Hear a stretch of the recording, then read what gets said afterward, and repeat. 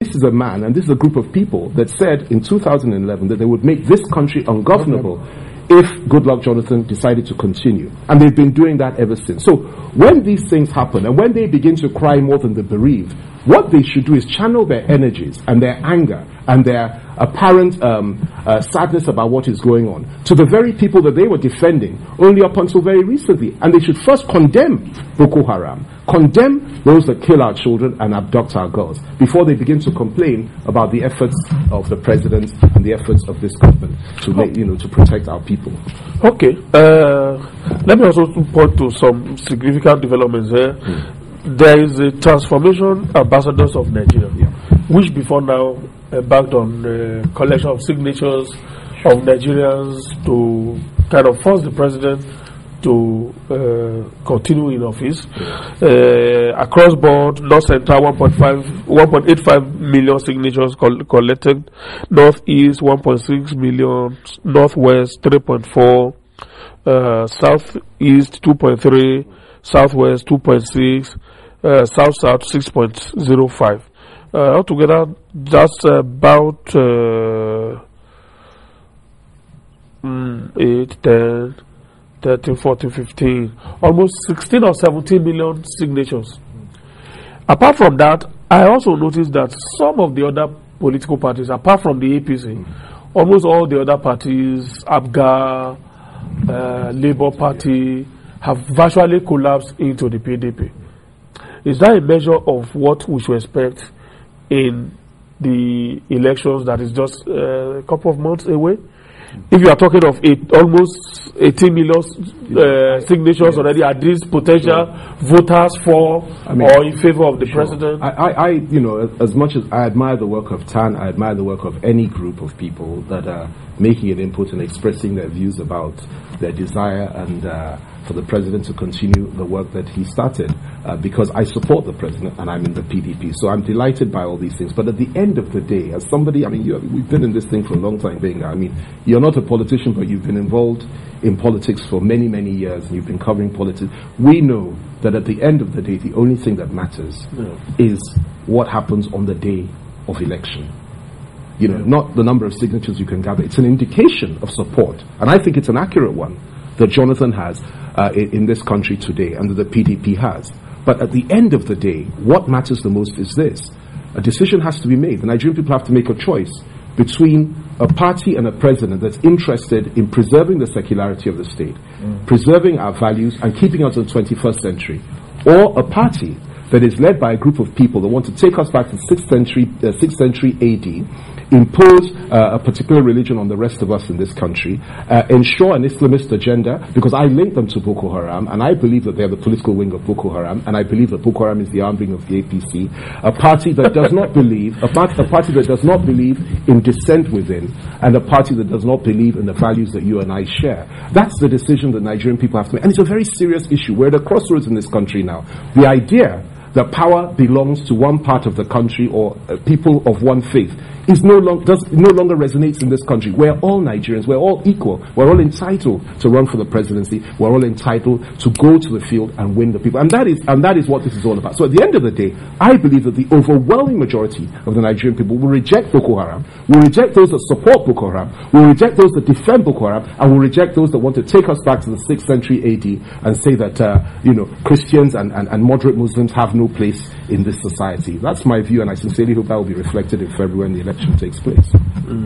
All right, Dr. Okengwu, should have come straight to you now, but let's see whether we can hear a little bit of what the president said and see how we take the issues from it. From my monitoring yesterday, I think the issue of security was what the president raised first.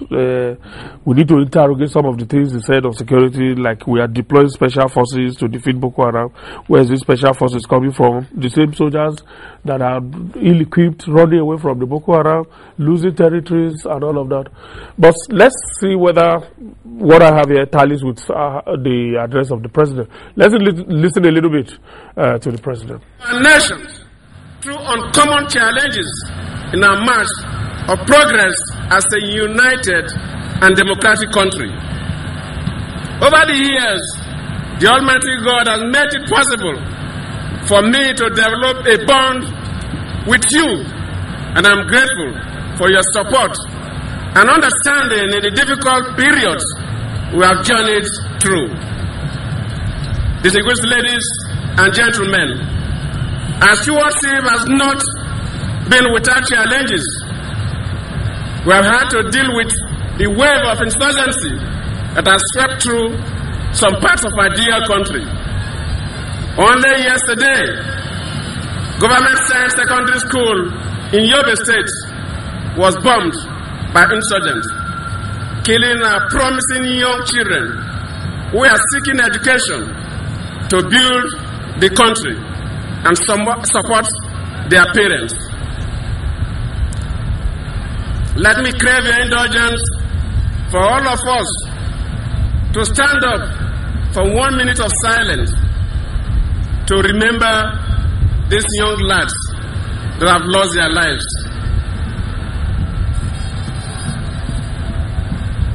May their gentle souls rest in peace. Clearly, this has cast a dark cloud on our nation, but we will surely win the war against terror.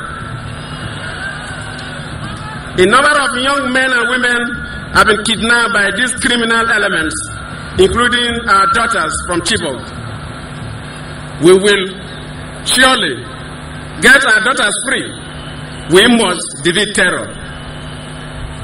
We are equipping the armed forces and deploying special forces this time to engage the terrorists and end this senseless war. We must protect our country. We must save our people. I will do everything humanly possible to end this criminal violence in our nation, to ensure the long-term. All right, there he was, the man of the moment, President Goodluck Jonathan. That is declaration, formal declaration at the Eagle Square yesterday. Yes, it started with security, so my judges are correct. What do we make of the fact that security is likely to be what the opposition, the security or absence of it, will be what the opposition will likely capitalize and make the real issue for this campaign? That any government who cannot secure lives and properties of its citizens is not a government. First and foremost, I like to take it this way. After yesterday, and seeing the reactions of the opposition, I actually lost whatever little respect I had. Because what I would have thought was that they had a research team that would have come out to say to Nigerians, these claims that the president has made is not possible. Everybody in this country knows that the war we fight, Gbemga, is not the war you draw a line and say Red Army and Blue Army. You are fighting a war where people get indoctrinated on a daily basis. You are fighting a war where one person can actually take down 200 people. You are not talking about an army that attacked a school. Okay? You are talking about a student dressed as a student, probably known to the other people, that walked in there and sat in that assembly line and detonated a bomb. So these things must be made very clear. And when you're talking about fighting this kind of war, you fight it from three broad levels. First and foremost, you need to segment and segregate these groups. Right now, there have been three broad definitions to this, whoever they call themselves. One is the so-called political, one is the so-called criminal, and of course the religious that started all this. And in trying to now deal with these people, you also now develop what you can call multifaceted, programs to be able to deal with it. Job creation has to be there. Religious tolerance has to be there. Probably building and preaching integration and national development has to be there. I think what the president is asking, is saying, is actually demanding, is that let us do this thing inclusively. At the local government level, we have government infrastructure running there. Jonathan does not operate the local government, structures. At the state levels, you have state governments that have their House of Assemblies that develop their own programs. Let us all now have them to now. You must be able to use what is available on your land to be able to deal with the issues of the land. Now, coming to special forces that you talked about, probably this is not the best fora to talk about. Granted that issues of security. But what's most important is that the president has put forward a bill to the National Assembly. Attempts have been made to be able to now, equip all of us in this country. That in the past 35 years, because of one reason or the other that all of us also know, the military was actually now, put in a place where they could not develop. They were programmed not to develop, because some people needed, to be secure. But right now, you're trying to re-equip. You're trying to build human capacity. You're trying to build, infrastructural capacity of the military. But the most important thing, one question that Chief had raised when he spoke earlier, when the bombs were going all over the place, my brother, nobody knew where he was going to land the next moment. To the extent that he had even gotten into Lagos, he had gotten here, he had gotten there. But right now, these guys have been contained. And for every one bomb you see that is detonated, 100 would have been stopped. That's very important. And in every state or nation that has fought insurgency, look at ETA. With Spain and all its sophistication, 70 years down the line, ETA is still there giving trouble. But they have contained ETA just like we have contained Boko Haram.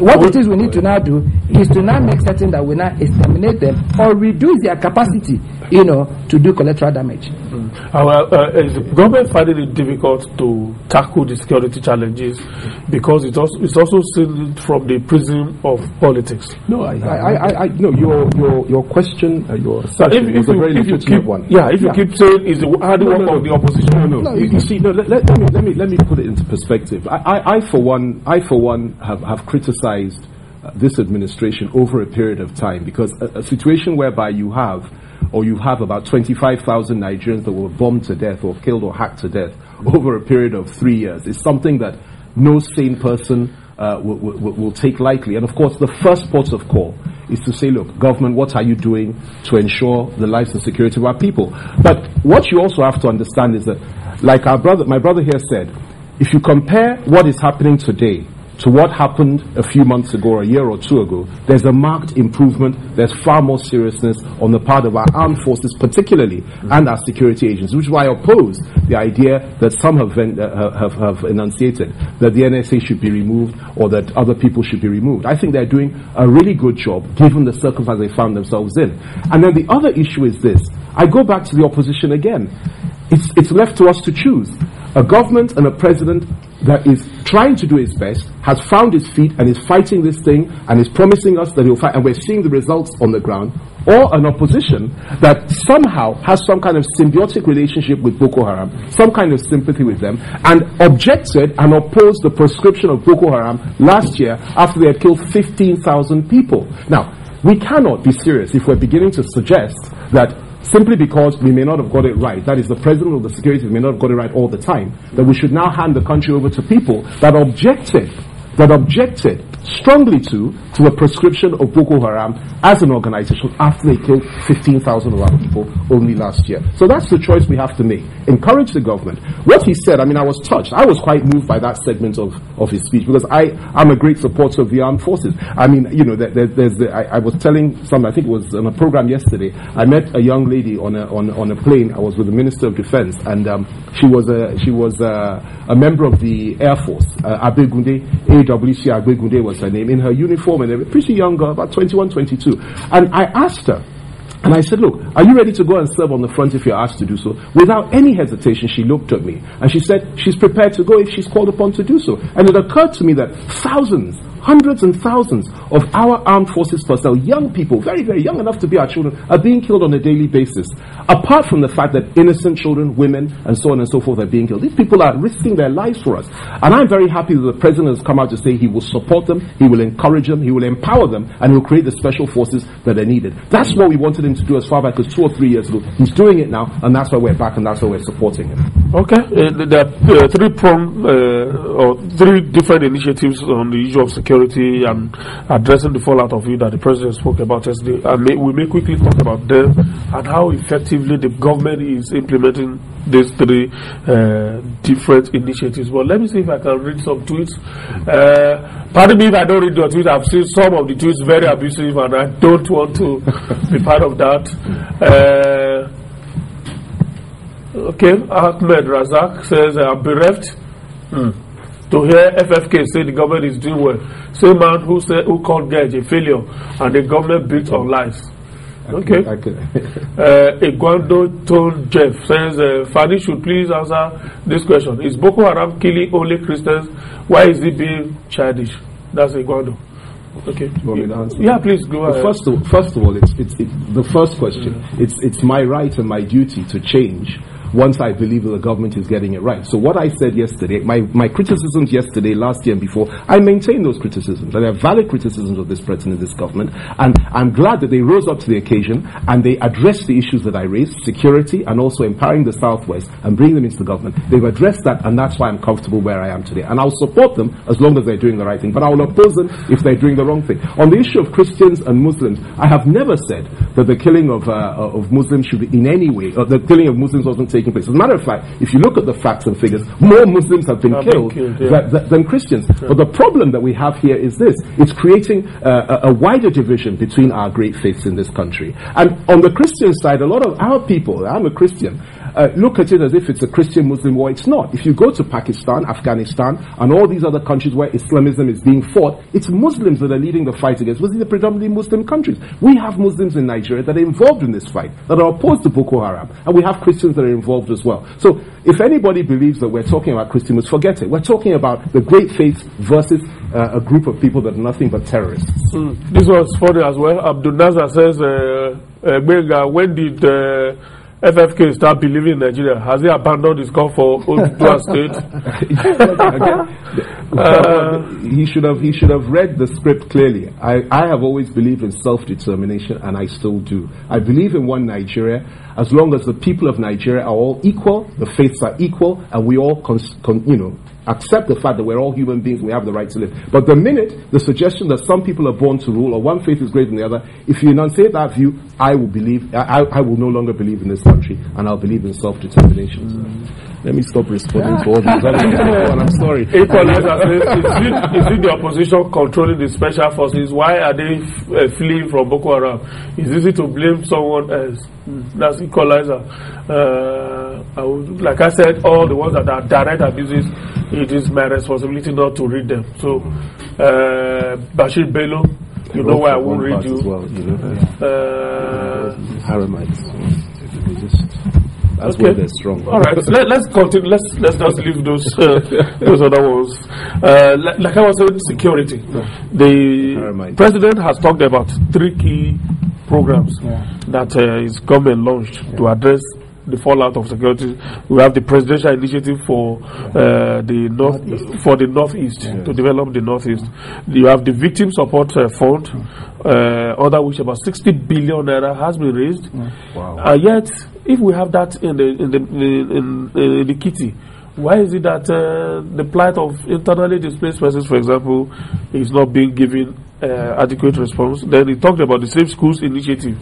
Let's start with the first one, because we are the economists. I think somehow I'm involved in two. Not directly. Let's start with the first one. I know you will be involved in that one. That's the presidential initiative for. I had been approached by the Pine office, and this was done pro bono. And what I had done was to develop a document, and I said to them, if you're going to get Pine to work, you must deal with data. What you need to do is to be able to take this program to the people, and you must be able to appreciate the collateral issues of that region, because it's a region that has over 250 tribes that don't understand each other, have little or no cultural or religious affiliations. So first and foremost, you must be able to build a proper structure to begin to now deploy. For the victim support funds, I think that what I had also spoken to the Minister of National Planning on this, and he said he was going. I gave him a paper on it. I said, for me, sir, what you also need to do is that the National Planning Commission must be involved in this disbursement. All you guys need to do is to be able to just set up a simple website. Everybody has a phone, because a lot of the victims are no longer in those areas. You must be able to understand those of them that have psychological problems, those of them that have psychiatric problems, those of them that are now involved, not directly, but by extension of losing their loved ones, fathers, breadwinners, or what. If you do this, and the National Planning Commission is very key to this, data is very key to this. I'm sorry to say this on air. I had given the minister that proposal. I haven't gotten a response to it, and it wasn't supposed to be a proposal that was being driven by money. I think what's important in this country, like I said to you, is that we must be able to get to a point where when we see the good thing, we'll support it.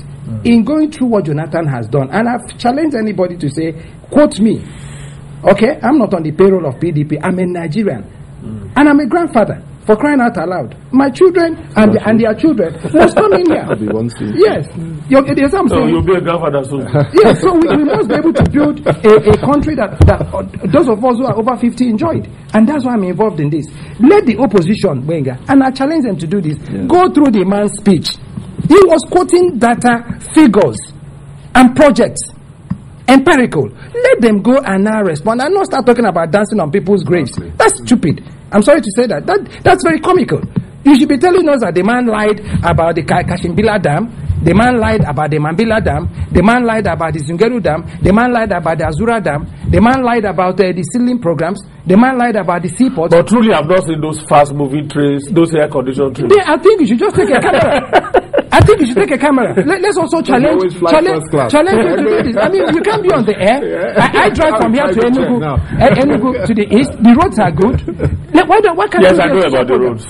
Okay? So I think that's what the matter is. And that's why we're involved. We are not involved because it's Jonathan. We're involved because it's our country. We're involved because it's our children. All right. Let's just end this morning's conversation here. I'm sure there's so much to talk about on the President's declaration, the achievements in areas of power, dams, like you said, 25,000 kilometers of motorable road, up from 5,000, aviation, national housing policy, and all of that. So much to talk about. Maybe we'll just keep this going tomorrow as well.